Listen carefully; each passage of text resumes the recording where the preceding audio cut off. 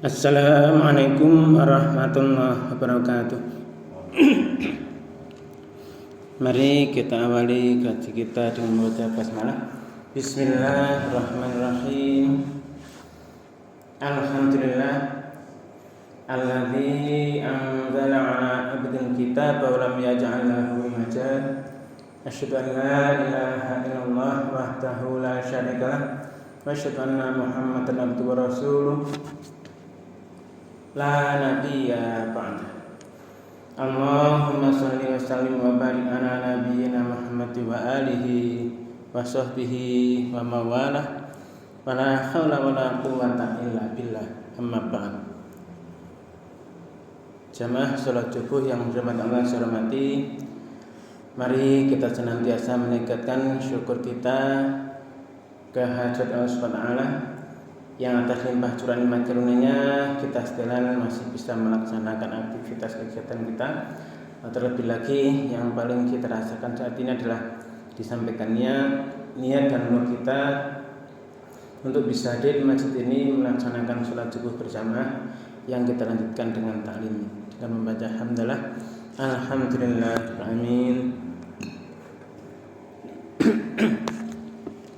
Salawat dan salam semoga tetap limpah kepada Rasulullah Muhammad SAW, keluarga, sahabat dan seluruh pengikutnya setia hingga yaumil kiamah. Amin. Nah, jamaah yang dirahmati Allah, ini tanggal 1 Ramadan seperti tahun-tahun sebelumnya kita berusaha meraih mengumpulkan banyak aktivitas yang di sana dijelaskan oleh Rasulullah itu bernilai pahala yang tinggi. Ini kita lihat syurupnya jam 5.24 ya. Ini jam kerja tidak berubah nih. Kalau dulu kan jam kerjanya disiangkan, sekarang jam kerjanya tetap absen harus jam 6 sampai jam 7. Ini ya 5.24 masih cukup lah ya. Nah, mudah-mudahan kita dapat menggunakan waktu-waktu ini dengan sebaik-baiknya. Dari ini tadi saya mikir ini di surat apa yang kita baca, yang dulu sudah Al-Anfal sudah ya, Al-Anfal sudah, terus surat yang ke-16 itu juga sudah. Terus tadi saya pikir melanjutkan yang surat ketiga itu.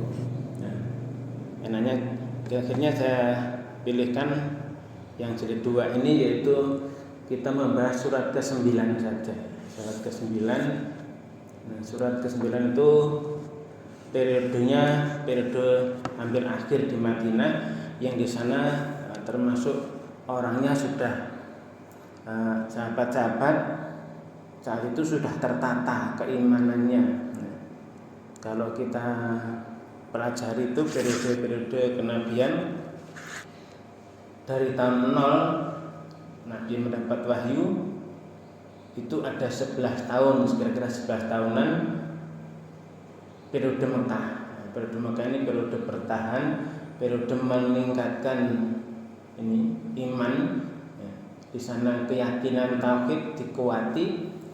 Kemudian periode awal Madinah itu berarti soal Baqarah sampai lengkap, itu adalah periode mulai pemerintahan mulai dari penguatan iman akidah sampai dengan segala macam hukum diturunkan.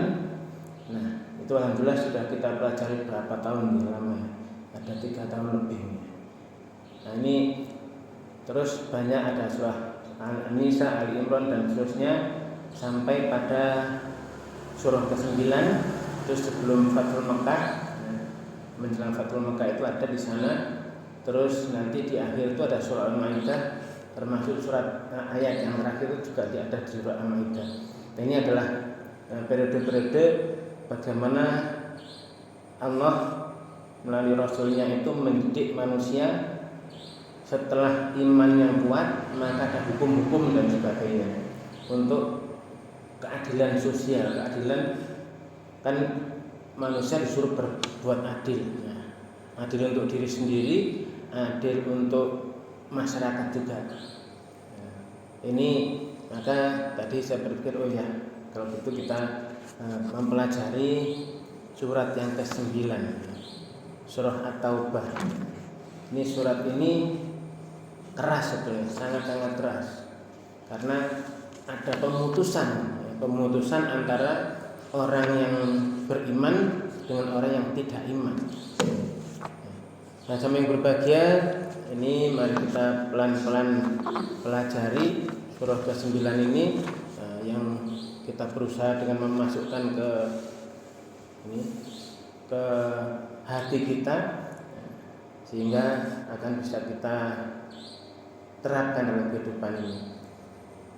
Nah, ini termasuk surat-surat Madaniyah ya. Ini nanti di Al-Maidah itu ada Al-Maidah itu ayat yang terakhir. Nah, surat ini itu tidak boleh diawali dengan basmalah. Di surah ini tidak boleh diawali dengan basmalah, bukan untuk di awal permulaannya, hanya ta'awudz saja. Nah, karena di sini benar-benar ada pemisahan, ya, ada pemutusan hubungan. Bagaimana Allah itu memutuskan hubungan antara orang-orang yang beriman dengan orang-orang musyrikin. Nah, ini surat ke-9 ya. Surat ke-9. Nah, saya kira akan awali ya. A'udzubillahi minasyaitonirrajim. Bara'atum minallahi wa rasulihi ilal ladzina ahadtum minal musyrikin. Fasihu fil ardi arba'ata ashhuri wa'lamu annakum ghairu mu'jizillah wa annallaha muhzil kafirin. Bara'ah. Nah, ini bara'ah, pemutusan hubungan. Bara'ah berarti ini adalah pemutusan hubungan yang memang surat ini sebagaimana diriwayatkan oleh Al-Bukhari, itu adalah surat-surat ayat-ayat yang memang di sana diturunkan terakhir. Jadi sebelum menjelang periode kenabian selesai, ini di situ Rasulullah diturunkan ayat ini. Jadi bara'ah, pemutusan hubungan. Bara'atun dari pemutusan hubungan minallahi, dari Allah, wa rasulihi, dan rasulnya. Di pemutusan hubungan antara Allah dan rasulnya. Ilal ladzina, ila kepada alladzina, yaitu orang-orang yang ahadtum, ya, mengadakan perjanjian dengan kalian, ya, mengadakan perjanjian, kamu telah mengadakan perjanjian, yaitu minal musyrikin, dari orang-orang musyrik.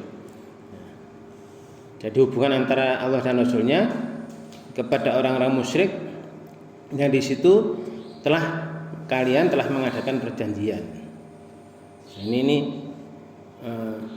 di sana, dan lagi tidak diawali basmalah karena sangat-sangat keras, ya, itu pemutusan hubungan.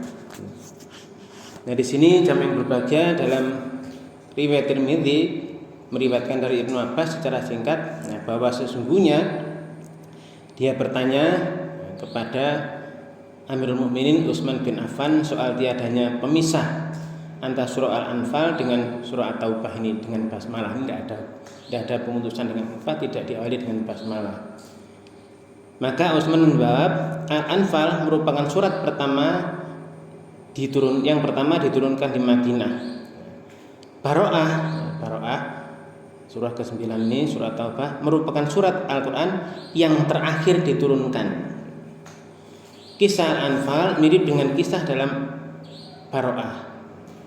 Nah, maka di sini dijelaskan, aku khawatir surah Bara'ah itu merupakan bagian dari Al-Anfal. Nah, Rasulullah kemudian SAW akhirnya beliau dipanggil Allah meninggal, lalu beliau juga tidak menjelaskan kepada kami bahwa Bara'ah merupakan bagian dari Al-Anfal. Oleh karena itu aku menggandengkan keduanya dan aku tidak menulis di antara kedua surat itu dengan sebaris basmalah. Dan aku menempatkan barokah dalam kelompok 7 surat yang panjang-panjang. Nah, ini jamaah yang berbahagia, makanya surah ini tidak diawali dengan basmalah. Di situ Allah menjelaskan bahwa ini diturunkan saat Rasulullah itu pulang dari Tabuk dan hendak berhaji. Terus disampaikan berita kepadanya bahwa kaum musyrikin bermaksud datang pula pada musim ini untuk melakukan tradisinya. Tradisinya yaitu apa? Tawaf. Bertawaf di Baitullah. Nah, berarti haji itu, tawaf itu sudah ada sebelum Rasulullah. Tuntunan tawaf itu sudah ada. Ya memang. Ini. Terus tawaf yang sekarang diamalkan, dilaksanakan oleh kaum mukminin ini sudah ada saat sebelum Rasulullah itu diutus. Cuma mereka bertawaf di Baitullah itu dengan telanjang. Nah, tepuk tangan, ini siul-siul dan sebagainya itu. Jadi beliau enggan bergabung dengan mereka. Nah, beliau mengutus Abu Bakar As-Siddiq sebagai pemimpin haji pada tahun itu untuk membimbing manasik mereka dan guna memberitahukan pada kaum musyrikin bahwa mereka tidak boleh berhaji setelah tahun ini. Serta hendaklah Abu Bakar menyerukan kepada khalayak yaitu pemutusan hubungan dari Allah dan Rasulnya. Setelah kafilah berangkat, Nabi SAW mengikutkan Ali bin Abi Thalib untuk dijadikan penyampai bagi Rasulullah karena Ali merupakan kelompoknya. Nah, maka di sini Allah berfirman tadi pemutusan hubungan dari Allah dan Rasulnya, yaitu keterputusan dari Allah dan Rasulnya kepada orang-orang musyrikin yang di situ ini orang-orang beriman telah mengadakan perjanjian. Ini maka di situ tadi ayat yang kedua itu ayat kedua fasihu fil ardi, maka berjalanlah kalian di muka bumi. Fasihu fil ardi, berjalanlah kalian di muka bumi arba'ata ashur, 4 bulan. Nah, ini diberi tempo 4 bulan, arba'ata ashur. Ya. Ayat ini ditujukan kepada pemilik perjanjian yang mutlak tanpa dibatasi waktu kepada orang yang memiliki perjanjian kurang dari 4 bulan itu. Nah, maka hendaklah disempurnakan 4 bulan bagi orang itu. Adapun orang yang memiliki perjanjian dalam waktu yang ditentukan, maka biasanya hingga habis masa perjanjian, bagaimanapun keadaannya. Tapi di sini perjanjiannya hanya 4 bulan, berarti 120 hari. Maka disempurnakanlah perjanjian bagi mereka 4 bulan itu. Tapi kalau sudah ada perjanjian lain ya sesuai dengan janji-janji itu.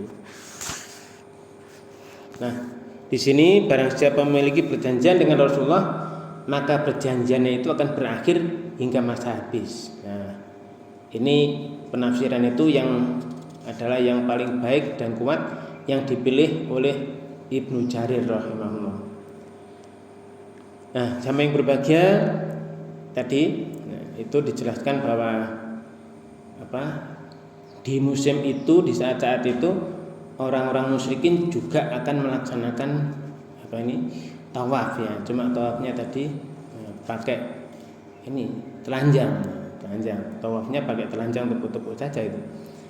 Nah, di sini akhirnya Abu Ma'syar Al-Madani berkata, Muhammad bin Ka'ab Al-Qurdi dan yang lainnya menceritakan pada kami dan mereka berkata, Rasulullah SAW mengutus Abu Bakar sebagai amir haji pada musim haji tahun 9 Hijriah. Ini Amir Haji. Beliau mengutus Ali bin Abi Thalib untuk menyampaikan antara 30 sampai 40 ayat dari surah Al-Baqarah ini. Itu pemutusan hubungan. Jadi ada pada ayat tertentu itu sangat-sangat keras. Ya. Ali membacakan pada halayak, ya, dia memberi tangguh 4 bulan kepada kaum musyrikin. Mereka boleh berkeliaran di muka bumi selama itu. Nah, kemudian di sana menunggu selama di situ memberi tangguh selama 20 hari pada bulan Dzulhijjah. Kita lanjutkan kembali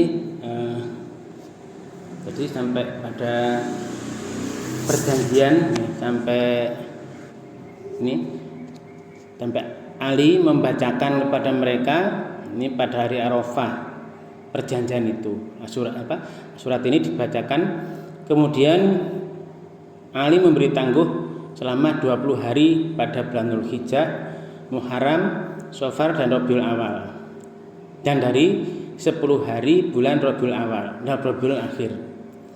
Nah, Ali membacakan pada mereka pada tempat mereka. Dia mengatakan, janganlah ada seorang musyrik pun berhaji setelah tahun ini, nggak boleh. Dan janganlah tawaf di Baitullah dengan telanjang. Sehingga jam yang berbahagia dari sini kita tahu nih, tawaf itu sudah ya memang kapan ceritanya? Itu Nabi Ibrahim bersama Nabi Ismail. Ini setelah membangun Ka'bah itu merehab ya. Di sana ingin menempatkan Hajar Aswad itu sampai berputar 7 kali tawaf. Nah, itu yang diikuti ya. Allah menyuruh mengikuti seperti itu. Tetapi di perjalanan itu ada orang-orang yang di sana mengimpor kesyirikan. Jadi di Mekah itu, di Ka'bah bahkan itu diimpor berhala-berhala. Berhala-berhala itu bukan asli dari tuntunan Nabi Ismail yang ada di situ, tapi impor dari tempat lain, sehingga jadilah mereka menyembah berhala. Itu impor dari tempat lain. Termasuk sebetulnya di Pulau Jawa ini, menurut ini orang-orang ahli ini, ya, para ilmuwan-ilmuwan itu termasuk dari keturunan Nabi Ismail itu sudah ada di Jawa ini. Pun dulu agamanya juga agama lurus, agama kepasrahan. Ya. Kalaupun ada penyembahan berhala dan yang sebagainya itu impor, masukan dari yang lain. Ya. Ini kita harus berusaha memahami ya, bahwa Allah ini benar-benar ya, memberikan tuntunan hukum yang sangat-sangat bagus, dan itu harus diikuti oleh manusia. Makanya saat itu ya, tawaf itu pakai telanjang. Nah, maka Ali ini mengatakan, janganlah seorang musyrik pun berhaji setelah tahun ini, dan janganlah tawaf di Baitullah dengan telanjang.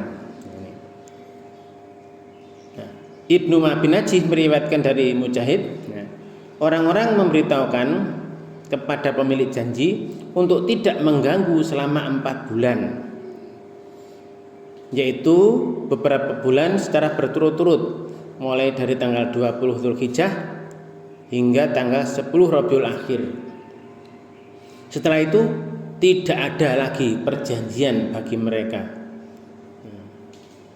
Ali memberitahukan kepada seluruh manusia bahwa mereka dapat diperangi jika tidak beriman. Nah, ini adalah riwayat yang dikisahkan dari Asy'adi dan Qatadah. Nah, jamaah yang berbahagia, itu di ayat pertama dan kedua tadi. Jadi bara'atun minallahi wa rasulihi ilal ladzina ahadtum minal musyrikin.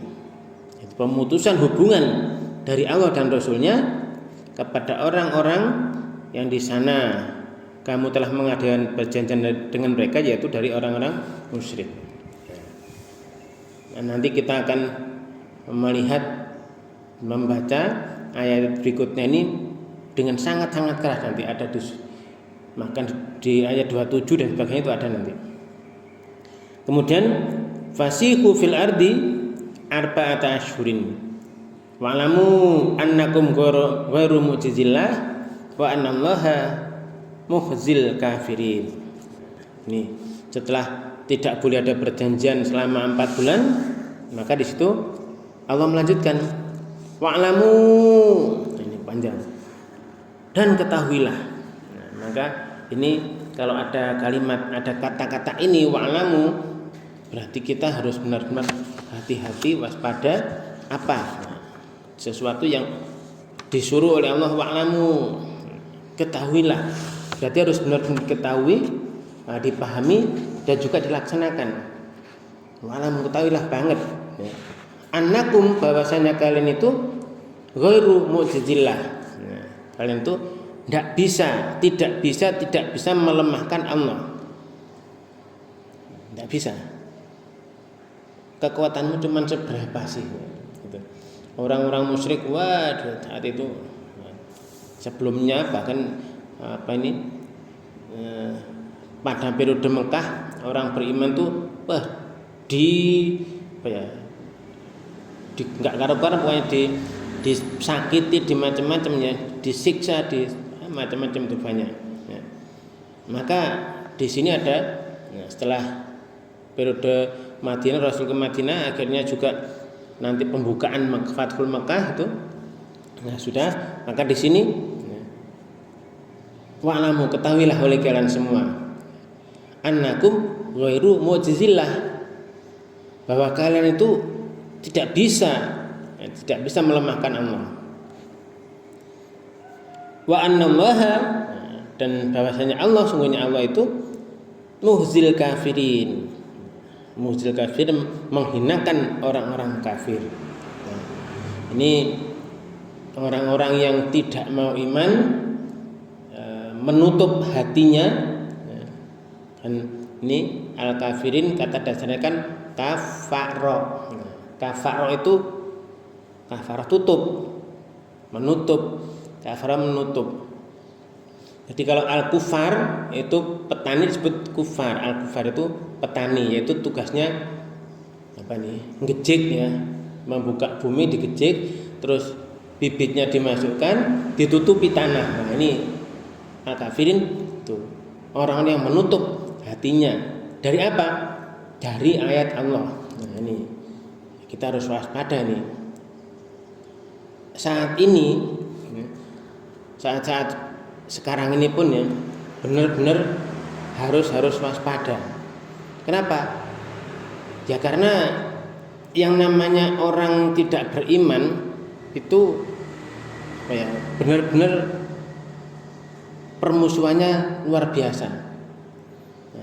Bahkan kalau kita lihat ya, ini orang-orang yang di sana ini di zaman-zaman sekarang lah, zaman teknologi macam-macam ini ya. Ini benar-benar iblis itu tetap pada sumpah janjinya. Lah tanikan dzurriyyatahu. Dulu di hadapan Allah ada Nabi Adam di situ. Nah, iblis berjanji, bersumpah ya. Lah tanikan dzurriyyatahu illa qalila. Benar-benar aku akan seret, aku akan sesatkan pakai kanaka. Ini lamnya taukid, nunnya juga taukid. Benar-benar aku sesatkan anak keturunannya. Illa qalila. Kecuali sedikit banget yang biasa selamat. Ini kalau kita perhatikan frasa beberapa dari ayat lain itu Allah memberikan ayat-ayat tanda-tanda kekuasaan Allah, mereka nutup. Nah, Allah memberikan dulu, katakanlah Nabi Soleh diberi unta dan sebagainya itu, entah betina dan sebagainya, itu diberi ayat-ayat supaya mereka itu takut. Tapi itu tadi ada frasa dari ayat Allah itu menjelaskan wama nursilu bil ayati illa tahwifa, dan tidaklah kami itu mengutus ayat-ayat kami, ayat kauniyah, ayat qauliyah, ayat sejarah, ayat dalam diri manusia, illa tahwifa, kecuali hanya untuk apa? Menyadarkan, memberikan rasa takut yang menyadarkan. Nah, ini kita harus memahami. Nah, tetapi nanti manusia itu tetap tidak mau dengan ayat itu, malah nggak mau, malah lari. Nah, di mereka justru malah lari. Nah, ini kita harus menyadari bahwa orang-orang yang tidak iman ini ya senantiasa seperti itu. Ya. Diutus Allah memberikan ayat-ayatnya yang luar biasa, yang ya mukjizat dan sebagainya itu untuk mereka takut, tapi apa? Mereka tambah lari menjauh. Nah, makanya di sini Allah menjelaskan itu, Allah tidak mengirimkan ayat-ayat tadi, memberikan ayat tadi kecuali hanya untuk menakuti, menakuti supaya mereka itu kembali maksudnya. Nah, tetapi mereka ya itu tadi tidak mau bangkit lagi, tidak mau mengikuti, malah lari tambah jauh. Nah, di sini di ayat ke-3 ini Allah melanjutkannya, wa adzanum minallahi wa rasulihi ilan nasi yamal hajjil akbari annallaha bari'um minal musyrikina wa rasuluhu fa in tubtum fa huwa khairul lakum wa in tawallaitum fa'lamu annakum ghairu mu'jizillah wa basyiril ladzina kafaru bi'adzabin alim. Nah, ini tambah ini wa'adhanun dan permakluman minallahi dari Allah, wa rasulihi dan rasulnya, ilan nasi kepada seluruh manusia, yaumil hajjil akbar, pada hari haji akbar, annallaha, bahwasanya Allah bari'um minal musyrikin, Allah berlepas diri dari orang musyrikin, wa rasuluhu, dan juga rasulnya itu berlepas diri dari orang-orang musyrik. Jadi sudah disampaikan tadi ya. Nah, ini sudah berlepas diri, sudah pemutusan hubungan. Kemudian dilanjutkan ini di ayat 3 ini, wa in tawallaitum, dan in jika tawallaitum, kalian itu berpaling, ini sebelumnya, fa in tubtum, maka in jika tubtum, kalian itu tobat, kembali pada Allah, mengikuti hukumnya, fa huwa khairul lakum, maka itu lebih baik bagi kalian. Wa in tawallaitum, dan jika kalian itu berpaling, enggak mau, ada lagi fa'lamu, maka ketahuilah. Berarti di sini benar-benar menuntut seseorang itu mencari pengetahuan sejelas-jelasnya, dan setelah tahu harus takut, harus benar-benar takut Takut dimurkai Allah, takut tidak diridhoi Allah dan sebagainya. Wa'lamu, diulang lagi ayat kedua tadi. Fa'lamu annakum ghairu mu'jizillah, bahwa sungguh kalian itu tidak bisa melemahkan Allah. Tidak bisa. Dengan cara apapun tidak bisa. Nah, di akhir ayat, wa basyiril ladzina kafaru, wa basyir. Nah, ini Allah dengan bahasa ini ya guyonannya seperti itu. Wabashir, gembirakanlah, beritakanlah, gembirakanlah alladzina kafaru, orang-orang yang kafir itu. Orang kafir kok diberi kabar gembira? Wabashir, berikan kabar gembira alladzina kafaru bi adzabin alim. Nah, digembirakan apa? Dengan azab yang sangat-sangat menyakitkan. Nah, jamaah yang berbahagia, sehingga di sini Allah itu dengan dengan bahasa yang seperti ini, gembirakanlah orang kafir itu dengan siksa yang sangat-sangat pedih, sangat menyakitkan. Alim, ini sangat-sangat menyakitkan. Ini beda dengan ain lamim tadi ya, ain lamim. Walamu alim itu mengetahui. Kalau alim berarti sangat-sangat mengetahui, maha mengetahui. Tapi kalau alim itu sakit. Alim sangat menyakitkan. Jadi makanya kita belajar belajar mengeluarkan hurufnya, makhrajnya itu harus tegas. Kenapa? Karena alim dengan alim beda. Alim itu mengetahui, alim itu menyakitkan. Jadi kalau misalnya ada para alim ulama, wah ini orang sakit dan menyakitkan, itu tempatnya rumah sakit nih. Tapi kalau alim ulama berarti orang yang pandai, dan juga di situ orang yang pandai-pandai. Ini wabashiril ladzina kafaru, dan berikanlah kabar gembira bagi orang yang kafir itu bi'adzabin alim, dengan siksaan yang sangat-sangat pedih. Nah, jamaah berbahagia, ini sudah nyampe waktu syuruk ya. Nah, ini insyaallah kita lanjutkan di pertemuan berikutnya. Alhamdulillah hari ini sudah bisa sampai ayat ketiga. Walaupun ayat ketiga belum kita detailkan, karena tadi ada disuruh bertobat. Bertobat itu seperti apa? Insyaallah besok akan kita uraikan. Karena ini orang-orang ini masyarakat rata-rata tobat itu apa sih? Apa sih maksudnya tobat? Selama ini misalnya tersesat, kesasar jalan, nah tobat itu seperti apa? Nah, insyaallah besok akan kita lanjutkan. Dan alhamdulillah hari ini sudah nyampe di ayat ketiga ya. Mari kita akhiri kaji kita dengan membaca hamdalah. Alhamdulillahirrahmanirrahim. Terima kasih atas segala perhatian. Mohon maaf atas segala kekurangan. Wabillahi taufiq. Assalamualaikum warahmatullahi wabarakatuh.